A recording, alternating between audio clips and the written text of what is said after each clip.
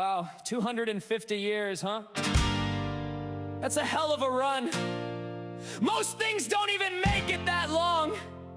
Wouldn't it be great if we could just celebrate it with some pride? Instead, we're trapped inside this endless carnival of madness. We watch powerful people dodge consequences that would crush any ordinary citizen. We watch public servants become celebrities, and celebrities become politicians, and billionaires become something disturbingly close to royalty. Everybody else is working like hell just to stay where they are. Then the rich tell us to work harder. The politicians tell us to be more patient. The media tells us to be afraid. So how are we gonna celebrate freedom while half the country is chained to a mortgage, a credit card, student loans, medical bills, or a job they hate but can't leave because their health insurance is holding their lives hostage? 'Cause that's not freedom, that's just a longer leash. The middle class was once the strength of this country.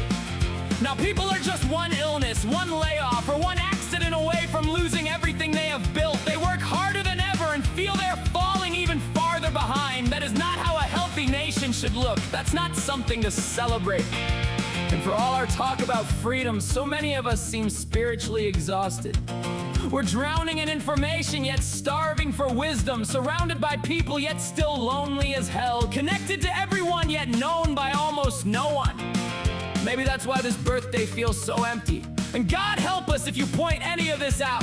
Because these days you're either accused of hating America or worshiping it. There's apparently no market left for simply loving the place enough to tell it the truth. It's madness. You know, America has always fascinated the world, not because it was flawless, not because it was the wealthiest, but America worked because it proposed an extraordinary idea that ordinary people, despite their differences, could govern themselves, that liberty was not reserved for kings, that power could belong to citizens. Those were radical ideas, and they remain radical today. The Republic was never just about government. It was always a spiritual exercise. So maybe fixing America isn't just about elections or laws or presidents. Maybe it's also about becoming the sort of people capable of living inside the country we keep saying we want. The United States has endured civil war, economic collapse, political scandal, injustice, and moments when its highest ideals seemed impossibly distant. It endured because enough people believed the ideals themselves were still worthy, even when the nation had failed to live up to them. That distinction means something.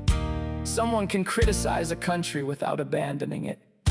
You could even argue that honest criticism is among the highest forms of patriotism. Democracy requires humility, and justice requires courage. And no republic is guaranteed another century just because it survived the last. If America is going to celebrate this anniversary with dignity, it must do more than remember its past. It must once again become worthy of its promise that I believe is a future still within reach.